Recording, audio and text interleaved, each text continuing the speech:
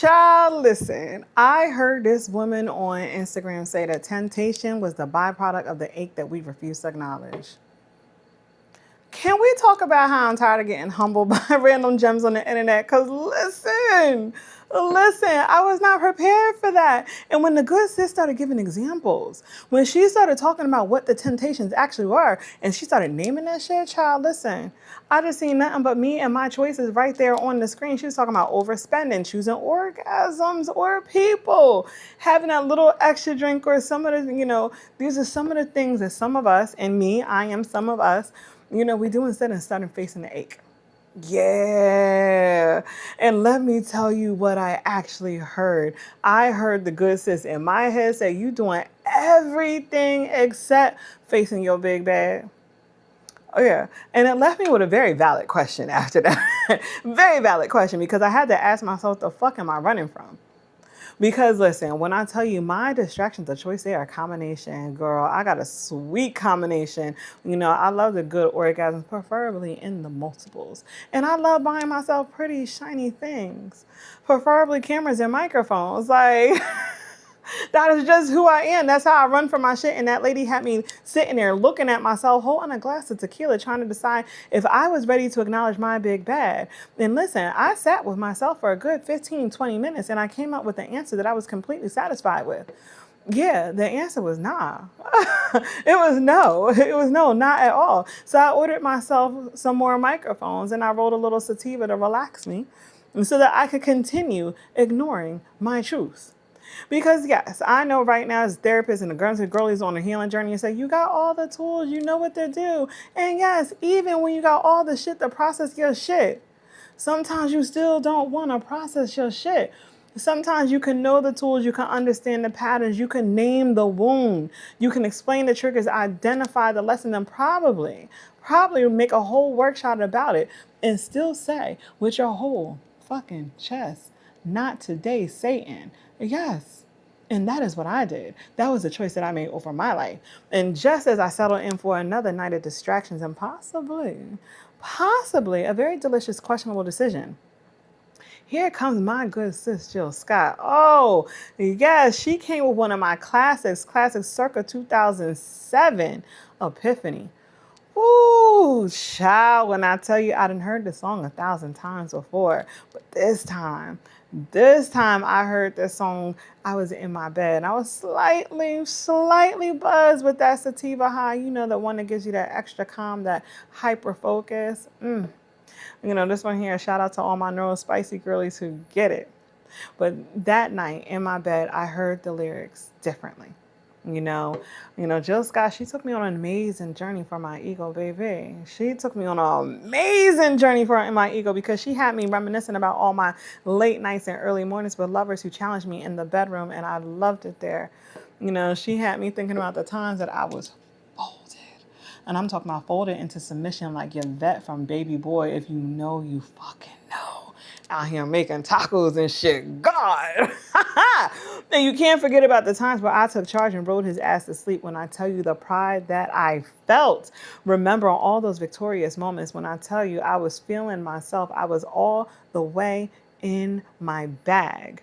And honestly, if we're calling a thing, when I started thinking about all those late night moments, you had me ready to make the call. And I think we all know what call I was trying to do, because I was ready to create my own red toenails on white walls moment. Listen, and just as I was about to hit send on that call, child, why she gotta come up with the song, but why do I feel so empty? Bitch, when I tell you I was stuck. It was like somebody paused me in real life, because now I was face to face with my big bad. I was face to face with my fucking truth, the thing that I had no intention on acknowledging today, tomorrow, probably not, never. Do you hear me? I had no intention of acknowledging it. Yet, here it was, sitting in the fucking room with me instead of a warm body. And now I had to start asking myself real shit. I had to start asking myself real questions. How fulfilling? How fulfilling are these magnificent orgasmic experiences? So it's like, how fulfilling were they? Do I actually need one more fucking microphone? Am I choosing something genuinely that I desire, or am I using desire to avoid my truth? Yeah. Am I using desire to avoid a truth that I do not want to acknowledge? And when I tell you, I hate when I have to be a responsible adult with my own life. Yeah, I especially hate being a responsible adult when I'm already high. Okay, like how did we get here? And can I tell y'all something? Is this a safe space for me? I was uncomfortable for myself for the next few moments, because the truth was, sometimes I actually did not need or even want the moment, the person, or the fucking thing. I wanted relief.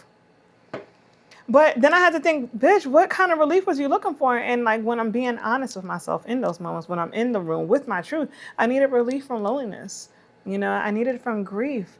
I needed it from feeling emotionally unseen. And before y'all start feeling bad for me, I beg of you, do not. Do not, because at the end of the day, I have a dope life. I am a woman who is loved. I get to experience the world. I get to create on my own terms. I laugh way more than I cry. I get to go on adventures. I get to discover new shit and do dope shit.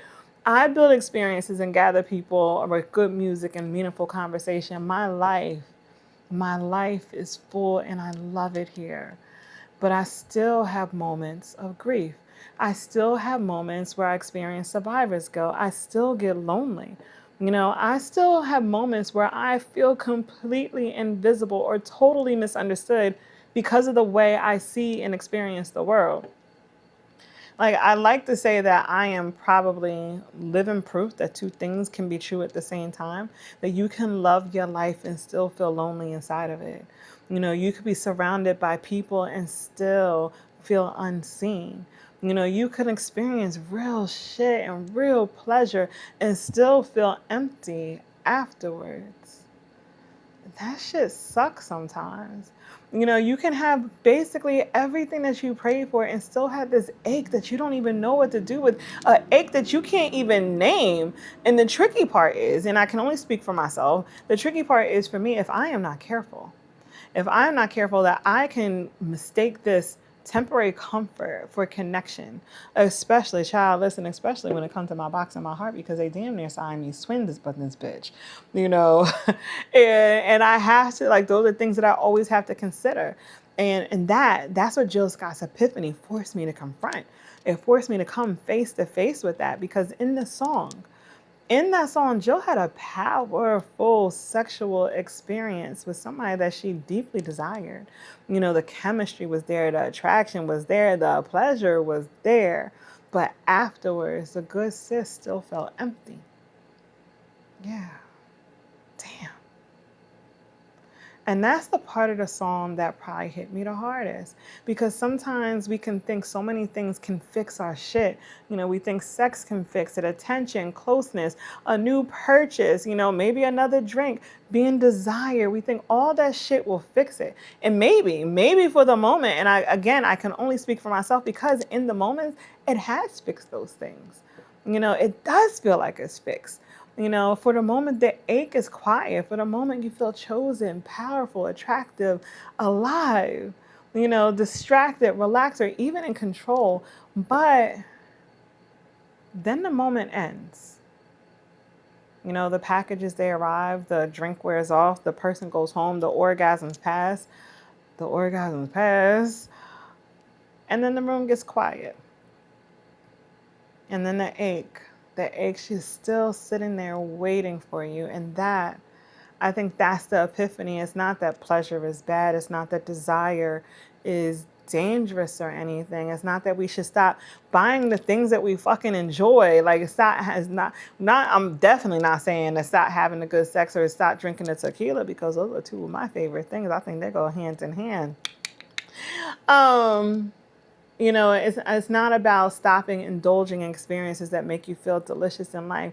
Maybe the epiphany is realizing that temptation is not always about the things that we crave. Sometimes temptation is a doorway. Maybe it's a clue, a little trail of breadcrumbs that's leading us to an ache beneath an appetite. Damn.